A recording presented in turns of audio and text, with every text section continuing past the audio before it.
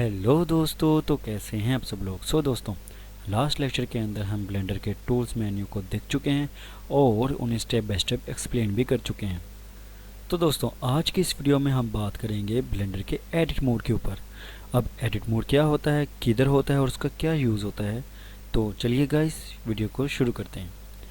सबसे पहले मैं कहीं पर भी मैंने एक नॉर्मल फाइल ओपन करनी है, तो मैं यहाँ पे जनरल के ऊपर क्लिक करूँगा। जी तो दोस्तों, अब एडिट मोड्स क्या होते हैं। सबसे पहले तो दोस्तों मोड्स क्या होते हैं।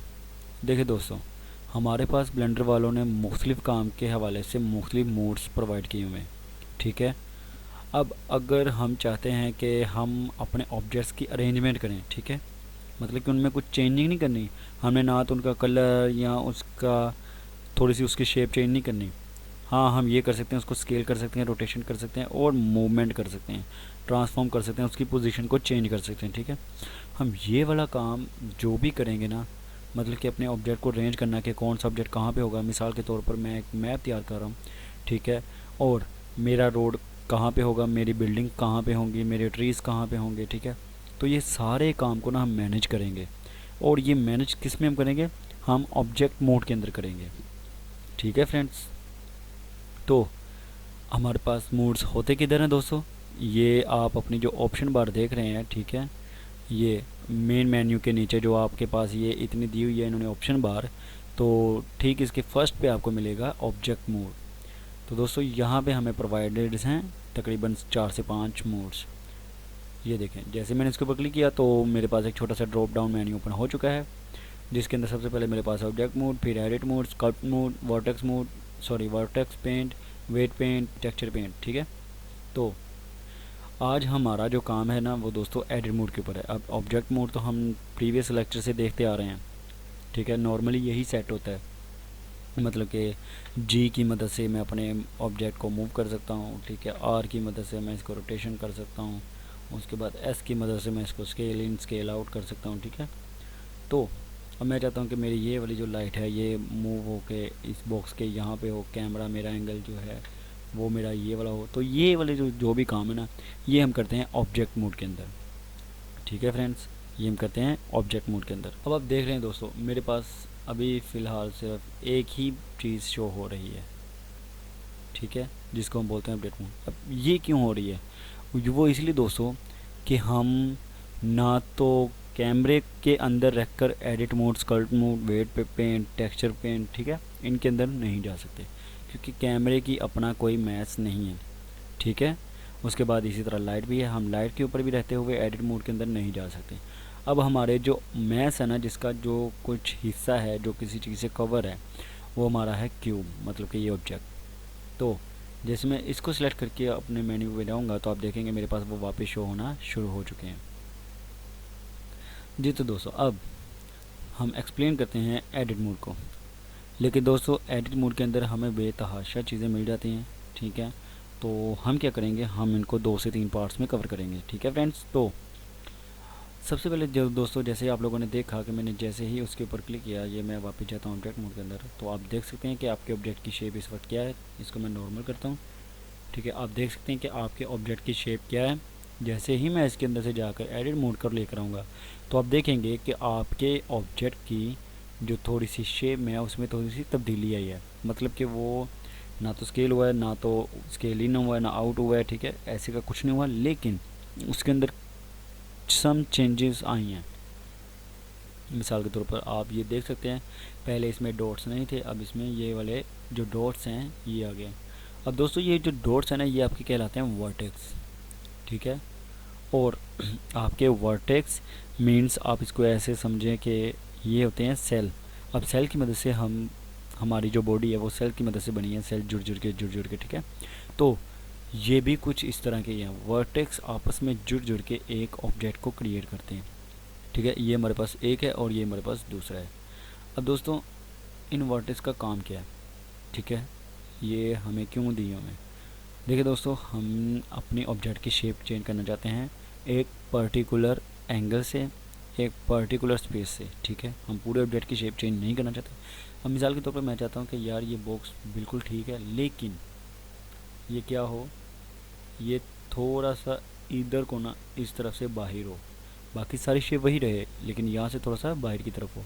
तो मैं क्या करूँगा दोस्तों, मैं सिंपली उसके ऊपर मैंने सेलेक्ट किया, ठीक है। आप सिंपल लेफ़्ट क्लिक की मदद से भी कर सकते हैं, जोन सा भी आपका सिलेक्शन हो मतलब कि रहेगा आपके पास। अब मेरे पास ट्वीक है तो मैं जस्ट सिंपल उसके ऊपर क्लिक कर सकता हूँ, ठीक है।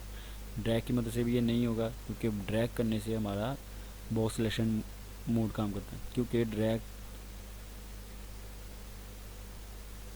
ठीक है फ्रेंड्स। तो अब जैसे मैं इसको सिलेक्ट करूँगा, सिलेक्ट करने के बाद मैं अपना जो मूव टूल है उसको यूज़ करूँगा। उसके बाद जैसे मैं इसको आगे को देखूँगा, तो आप देख सकते हैं दोस्तों, हमारा पूरा ऑब्जेक्ट बिल्कुल वैसे ही है नॉर्मल, ठीक है। लेकिन उसकी वो जो ये वाली शेप है ना, ये पूरी तरह से तब्दील हो चुकी है, ठीक है, यहाँ से।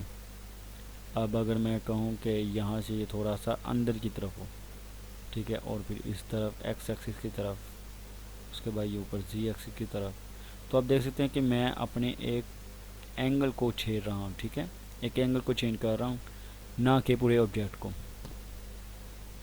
तो ये था दोस्तों आपका वर्टेक्स। अब हमारे पास ना दोस्तों ब्लेंडर के अंदर मोड्स के अंदर, ठीक है, 3 चीज़ें दी हुई हैं हमें, जो कि आपके हर ऑब्जेक्ट के ऊपर ज़रूर अप्लाई होगी, ठीक है, हर ऑब्जेक्ट के ऊपर। नंबर 1 हमारे पास दिया हुआ है वर्टेक्स, नंबर 2 हमारे पास है एजिस, और नंबर 3 हमारे पास फेसिस। इनको आप नोट भी कर सकते हैं, ये आपके बहुत काम की चीज़ है दोस्तों। तो नंबर 1 जो हमारे पास है वर्टेक्स, वर्टेक्स तो मैंने अभी आपको एक्सप्लेन कर दिया है, ये वाले, ठीक है दोस्तों। अब नेक्स्ट हमारे पास है एजिस। अब दोस्तों एजिस कौन से होते हैं? ये जो दोस्तों आपके किनारे होते हैं ना, दो वर्टेक्स के दरमियान जो एक लाइन होती है ना, उनको हम बोलते हैं एजिस, ठीक है। मिसाल के तौर पर अब हमारे पास एक ये वर्टेक्स है और उसके बाद एक ये वर्टेक्स है। अब इनके दरमियान में क्या है, एक लाइन है, ठीक है। ये भी देख सकते हैं आप, ये भी देख सकते हैं, इनके दरमियान में एक लाइन है, ठीक है। तो वर्टेक्स आपस में जो कनेक्ट होते हैं ना, उनके बीच में जो लाइन होती है हम उनको बोलते हैं एजिस। अब दोस्तों एजिस को भी आप अपनी मर्ज़ी के मुताबिक ऊपर नीचे कर सकते हैं, ठीक है। लेकिन जैसे मैं इसको इनडायरेक्टली सिलेक्ट करूँगा तो वो एजिस सिलेक्ट नहीं करेगा, वो वर्टेक्स सिलेक्ट करेगा, ठीक है। ये देखें, जैसे मैंने इसके ऊपर क्लिक किया, उसकी रेंज में आया तो उसने सिलेक्ट कर दिया। ये देखें, मैं इसकी रेंज के पास हूँ तो इसकी रेंज के पास हूँ तो वो सिलेक्ट हो रहे हैं। अब दोस्तों एजिस को सिलेक्ट करने का तरीका ये है कि आपके मोड्स के साथ ही आपको 3 बटन प्रोवाइडेड हैं एडिट मोड के अंदर।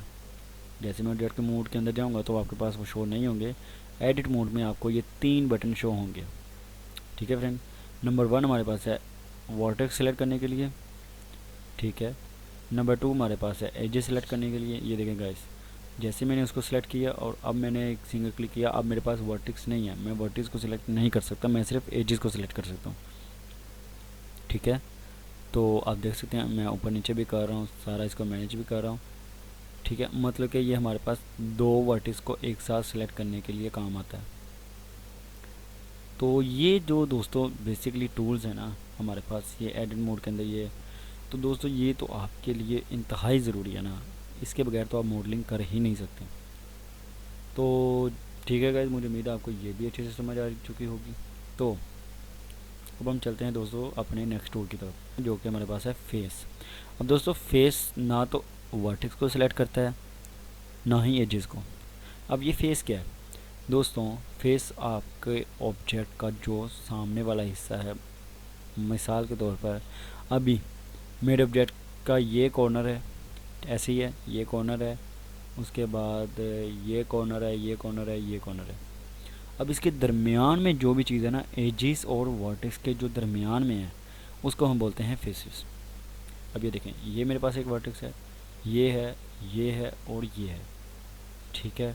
उसके बाद ये एजिस है, ये एजिस है, ये एजिस है और ये एजिस है। अब हमारे पास एजिस भी कवर हो गए हैं और वर्टेक्स भी कवर हो गए हैं। तो हमारे पास क्या बचा? हमारे पास ये सेंटर वाला हिस्सा बचा है। तो यही हमारा होता है फेसिस, ठीक है फ्रेंड। अब जैसे ही मैंने उसको सिलेक्ट किया, उसके बाद मेरे मूव टूल को सिलेक्ट किया, तो जैसे मैं इसके ऊपर क्लिक करूँगा तो आप देखेंगे ना भी मेरे एजिस सिलेक्ट हुई है, ना मेरा वर्टेक्स सिलेक्ट हुआ है। मेरा एक पूरा का पूरा ये जो फेस है वो सिलेक्ट हुआ है। इसको मैं अंदर को भी कर सकता हूँ, इसको मैं बाहर को भी कर सकता हूँ, ठीक है फ्रेंड्स। इसको आप अपनी मर्ज़ी के मुताबिक सेट कर सकते हैं। तो इसको हम यहाँ से थोड़ा सा बाहर निकालते हैं, उसके बाद यहाँ से निकालते हैं। तो ओके फ्रेंड्स, तो मुझे उम्मीद है आपको ये वर्टेक्स, एजेस और फेसेस के बारे में तो समझ आ गई होगी। तो ठीक है गाइस, हमारा लेक्चर बस इतना ही। आज हमने देखना था कि ये फेसेस क्या होते हैं, एजेस क्या होते हैं और ये काम कैसे करते हैं। तो मुझे उम्मीद है आपको अच्छे से समझ आ गई होगी। अगर नहीं आई तो आप मुझे कमेंट में बता सकते हैं। तो चलें फ्रेंड्स, मिलते हैं आपसे नेक्स्ट वीडियो में। अल्लाह हाफिज़।